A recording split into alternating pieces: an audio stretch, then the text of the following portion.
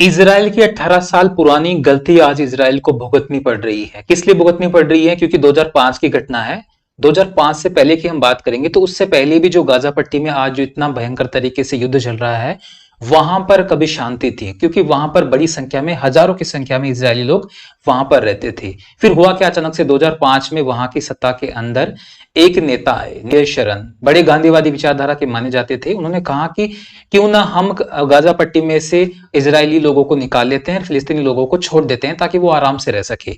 उनकी आइडियोलॉजी ऐसी थी कि ये अलग रहेंगे तो आजाद आराम से रहेंगे, जैसे पाकिस्तान अलग हो गया तो पाकिस्तान वाले आराम से रहेंगे, भारत वाले आराम से रहेंगे। इस आइडियोलॉजी के तहत उन्होंने वहां पर जो 9 से 10 हजार इजरायली रहते थे उनको वहां से निकाल के अपने इजराइल के अंदर ले लिया। गाजा पट्टी को पूरी तरीके से खाली कर दिया गया और वहां पर ज्यादा इंटरफेयर करना बंद कर दिया। हुआ क्या, उसके ठीक कुछ टाइम बाद में ही वहां पर हमास आतंकवादी संगठन, जो पूरी दुनिया उसको आतंकवादी संगठन मानती है कुछ देशों को छोड़कर, वहां पर उसका अधिकार हो गया। एज ए पॉलिटिकल पार्टी उसने वहां पर अधिकार कर लिया। अब आप लोग जानते हैं कि यहाँ पर फिलिस्तीनी दो तरीके से रहते हैं, एक पश्चिम में रहते हैं जिसको गाजा पट्टी कहते हैं, एक पूर्व दिशा में रहते हैं जिसको वेस्ट बैंक कहते हैं, वहां पर फिलिस्तीनी रहते हैं। अब वहां पर तो फिर भी इंटरफेयर है ताकि थोड़ी सी शांति बनी रहे, लेकिन गाजा पट्टी में पूरी तरीके से हमास का कब्जा हो गया, वहां पर इंटरफेयर बिल्कुल ही बंद हो गया इजराइल का।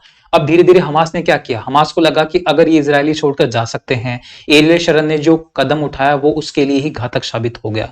पूरे इजराइल को आज उसकी कीमत चुकानी पड़ रही है। हुआ क्या, उसके बाद में हमास के आक्रमणकारी शुरू हो गए इजराइल के ऊपर, और इजराइल को इस तरीके से आक्रमण करने लगे, क्यों ना अगर इजराइल छोड़ के जा सकता है गाजा पट्टी को, तो क्यों ना हम फिर से पूरे हिस्से पर कब्जा कर ले, इजराइल को यहां से भी खदेड़ दे। और एक बार मौका देने के बाद, जैसे भारत में भी वही सिचुएशन हो रही, कुछ लोग चाहते हैं कि कश्मीर का जो पीओके वाला भाग है वो पाकिस्तान को दे देना चाहिए, फिर हमारे यहाँ शांति बरकरार हो जाएगी। लेकिन ऐसा कभी नहीं होता। इन लोगों की आइडियोलॉजी फिक्स है, ये कभी नहीं सुधरने वाले। अगर 1947 में हमने पाकिस्तान अलग अलग बनवा दिया, मान लेते हैं पाकिस्तान की मांग मान ली है, और उसके बाद में हुआ क्या, फिर भी कश्मीर को एक अलग स्टेट बना दिया था जहां पर हरि सिंह वहां के राजा थे। अचानक से पाकिस्तान को क्या लगा, हम कश्मीर पे भी अधिकार कर लेते हैं। तो ये आइडियोलॉजी फिक्स है, वो अधिकार करना नहीं छोड़ेंगे। एक बार उनको थोड़ा सा मौका मिलेगा, वो कश्मीर पे भी आक्रमण करके पूरे कश्मीर को कब्जा करने की कोशिश करेंगे। और हुआ भी यही जो आज इजराइल भुगत रहा है। अब वहां से हमास के लगातार हमले होते जा रहे हैं। 2013 में भी हमला हुआ, 2016 में भी हमला हुआ, 2018-19 के आसपास भी काफी हमले होते रहे और काफी सैकड़ों की संख्या में इजरायली मारे गए। और इस बार तो इतनी बड़ी संख्या में इजरायली मारे गए हैं कि आप सोच नहीं सकते कितनी बुरी तरीके से वहां पर हमास ने मारा है। हमास को काफी लोगों ने अच्छा संगठन बताया कि नहीं, वो अपने हक की लड़ाई लड़ रहे हैं। तो आतंकवादी संगठन कभी भी किसका अच्छा भला कभी नहीं कर सकता, वो अपने देश को भी बर्बाद कर देता है। गाजा पट्टी में जो रहने वाले लाखों लोग हैं आज वो एक तरीके से बेघर हो गए हैं, वो भी हमास की वजह से। लगभग वहां पर सारे लोग ही, जितने भी फिलिस्तीनी है, वो हमास का सपोर्ट करते हैं। और वो जो, अगर हम बात करेंगे जो दूसरा हिस्सा है वेस्ट बैंक का, वहां पर अलग सरकार है, यहाँ पर हमास का कब्जा है। अब हमास अपनी आइडियोलॉजी से पीछे नहीं हटेगा। एक वीडियो में भी आपने देखा होगा हमास का कमांडर क्या कह रहा है, जिससे नाम से ही उसका नाम ही जहर है, सरनेम देखा होगा। वो ये कह रहा है कि पूरी दुनिया में हम फैलाएंगे और इजरायलियों के साथ साथ और जो भी क्रिश्चियन है उनको हम बुरी तरीके से मारेंगे पूरी दुनिया में। तो उनकी आइडियोलॉजी साफ साफ पता चल रही है।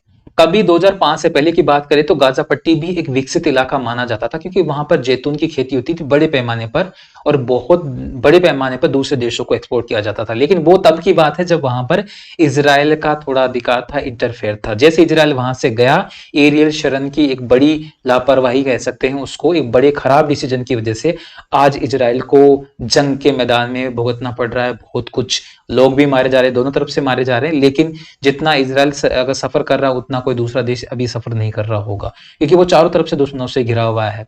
तो एक ऐतिहासिक गलती की वजह से आज इजराइल भुगत रहा है। वैसे ही एक ऐतिहासिक गलती है 1947 में हमने की थी, एक पाकिस्तान बनाकर। आज वही पाकिस्तान चाहता है कि मैं भारत की कश्मीर पे कब्जा कर लूं, मैं और कहीं कहीं कब्जा कर लूं, वही चाहता है। उसकी आइडियोलॉजी फिक्स है। तो ऐसे लोगों की जो आइडियोलॉजी है वो कभी भी नहीं बदलती है। और आइडियोलॉजी भी नहीं कह सकते एक तरीके से, इनके जो उद्देश्य होते हैं, जो बर्बर तरीके से आक्रमण करके लोगों को मारने के, वो कभी भी नहीं बदलते। पूरी दुनिया में ये चल रहा है और इजराइल भुगत रहा है। भारत ऐसी चीज नहीं भुगते, इसके लिए भारत को इसमें सतर्क रहना चाहिए।